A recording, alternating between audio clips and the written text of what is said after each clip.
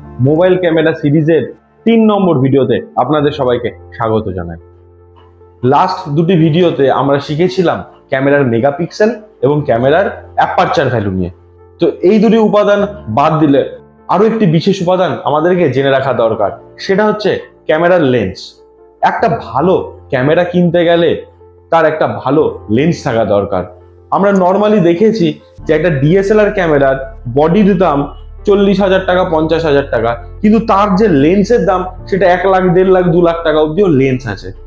এবং আমরা কিছু অনুষ্ঠান বাড়িতে বা বিয়ে বাড়িতে গেলে পরে দেখেছি ডিএসএলআর ক্যামেরার যে ছবিটা তোলে সে এক একটা ছবির তোলার জন্য বা এক একটা পোজে ছবি তোলার জন্য সে লেন্সগুলোকে চেঞ্জ করে।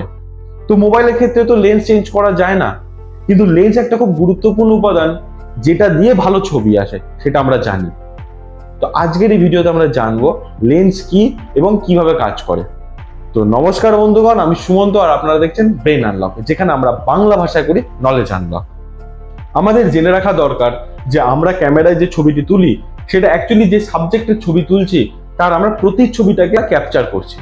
এখানে ক্যামেরা কিভাবে কাজ করে না, আমরা যার ছবি তুলতে চাইছি সেটা কোনো প্রাণী হোক, মানুষ হোক বা গাছ হোক, সেই সাবজেক্টের উপর যে কোনো আলো, সেটা সূর্যের আলো হতে পারে বা কৃত্রিম আলো হতে পারে, সেই আলোটা যখন সেই সাবজেক্টের উপর পড়ছে এবং সেই সাবজেক্ট থেকে রিফ্লেক্ট হয়ে ক্যামেরার সেন্সার অবধি পৌঁছচ্ছে, তারপর ক্যামেরার সেন্সারে গিয়ে সেই সাবজেক্টে একটা প্রতিচ্ছবি ক্রিয়েট হচ্ছে, সেটাকেই আমরা ছবি বলে থাকি।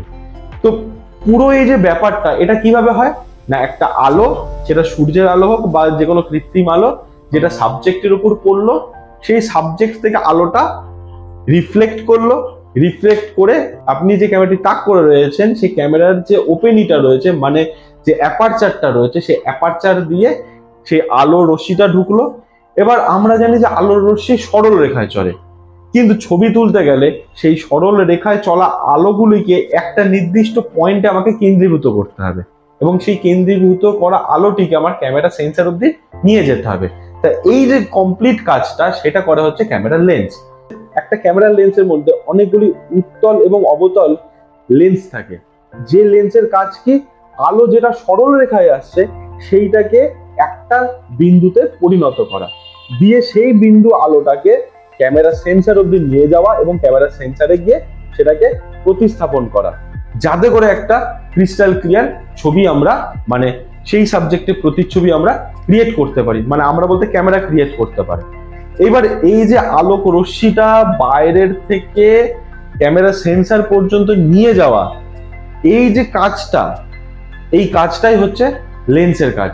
তো এই লেন্স যত উন্নত মানের হবে, যত ভালো হবে, যত বেশি ক্লিয়ার হবে, তত পরিমাণ ডেটা এবং তত পরিমাণ রশ্মি সে কোনো রকম রশ্মির বিচ্যুতি না ঘটিয়ে ক্যামেরা সেন্সার পর্যন্ত নিয়ে যেতে পারবে।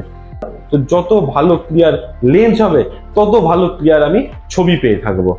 এখানে আরো একটা জিনিস জেনে রাখা দরকার, ক্যামেরার লেন্স যে সরল রেখায় চড়া আলোগুলিকে একটা জায়গায় কেন্দ্রীভূত করছে এবং কেন্দ্রীভূত করার পর ক্যামেরার সেন্সারের যেই পয়েন্টে সেই কেন্দ্রীভূত আলোটি গিয়ে পড়ছে, সেই পয়েন্টটাকে বলা হয় ফোকাল পয়েন্ট। এক্ষেত্রে আরো একটা জিনিস জেনে রাখা দরকার যে ক্যামেরার লেন্স বলুন বা পেরিস্কোপিক লেন্স বলুন বা মাইক্রোস্কোপ লেন্স বলুন, সবকটা লেন্স একই পদ্ধতিতে কাজ করে থাকে। এবার বলি কি কি মেটেরিয়াল দিয়ে লেন্স তৈরি হয়। লেন্স প্রধানত দুটো মেটেরিয়াল দিয়ে তৈরি হয়, একটা হচ্ছে গ্লাস মেটেরিয়ালস আর একটা হচ্ছে প্লাস্টিক মেটেরিয়াল।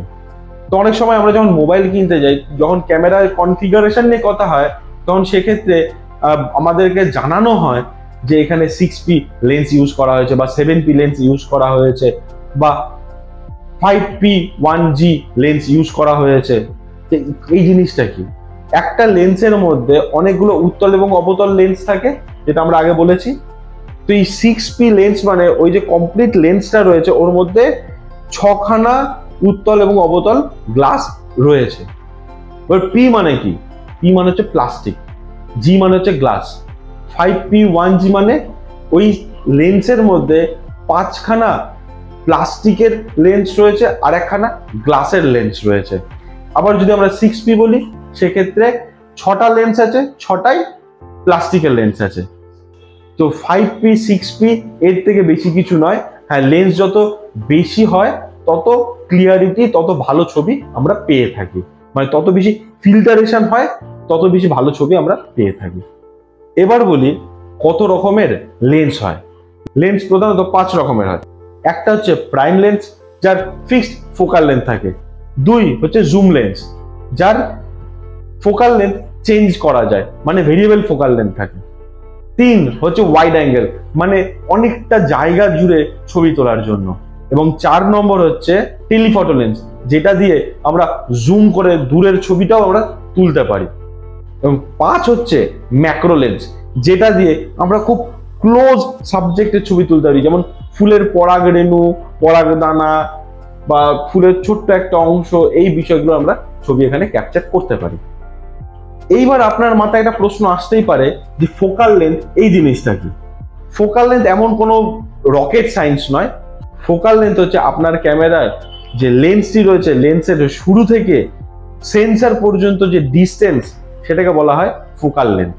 মানে যদি বলি আমি 50 mm লেন্স, তার মানে কি না, আপনার ক্যামেরার যে লেন্সটি রয়েছে, লেন্সের শুরুর থেকে ক্যামেরা সেন্সর পর্যন্ত যে জায়গাটা, সেই জায়গাটার মাপ হচ্ছে 50 mm, মানে মিলিমিটার। এবার যদি আমরা ডিএসএলআর ক্যামেরাতে চলে যাই, তাহলে দেখব যে তারা বিভিন্ন সময় বিভিন্ন ছবি তোলার জন্য বিভিন্ন রকম লেন্স ব্যবহার করে। নর্মালি প্রাইম লেন্স যেটা ইউজ করে 50 mm এর। এবার অনেকটা ওয়াইড অ্যাঙ্গেলের, মানে অনেকটা জায়গা জুড়ে ছবি তুলবে, তার জন্য তারা 30 mm ফিশ আই লেন্স, মানে 10 mm, 12 mm, 20 mm lens use করে। আবার তারা দূরের জিনিসের ছবি তোলার জন্য তারা এরকম বড় বড় লেন্স ব্যবহার করে, 100 mm, 200 mm লেন্স তারা ইউজ করে। তারা জুম করে সেই ছবিটাকে নিয়ে আসতে পারবে বা ছবিটা তুলতে পারবে। আবার মাঝে মধ্যে তারা কি করে না, লেন্সটাকে একটু ঘুরিয়ে একটু এগিয়ে নিয়ে যায়, নিয়ে গিয়ে এরা ক্লোজ ছবি তোলে। ওটা কি না ফোকাল লেন্থ চেঞ্জ করে। যখনই ক্যামেরার লেন্সটাকে ঘুরিয়ে সে লম্বা করে একটু আকারে বাড়াচ্ছে, বেড়ে যাচ্ছে, তখনই কি হচ্ছে না, ফোকাল লেন্থটা চেঞ্জ হয়ে যাচ্ছে। যত ফোকাল লেন্থ চেঞ্জ হবে, তত আমার ক্লোজ শটগুলো আসবে। যারা ওয়াইল্ড লাইফ ফটোগ্রাফি করে, তাদের যে লেন্সগুলো থাকবেন, দেখবেন এরকম বড় বড় লেন্স এক একটা, সেগুলো হচ্ছে তারা অনেকটা দূরে থাকে, সেটাকে জুম করে, ক্যামেরাটাকে জুম করে ছবিটাকে ক্যাপচার করার জন্য। কিন্তু মোবাইলের ক্যামেরাতে তো লেন্স চেঞ্জ করা যায় না, তাহলে এই ছবিগুলো আপনি পাবেন কিভাবে?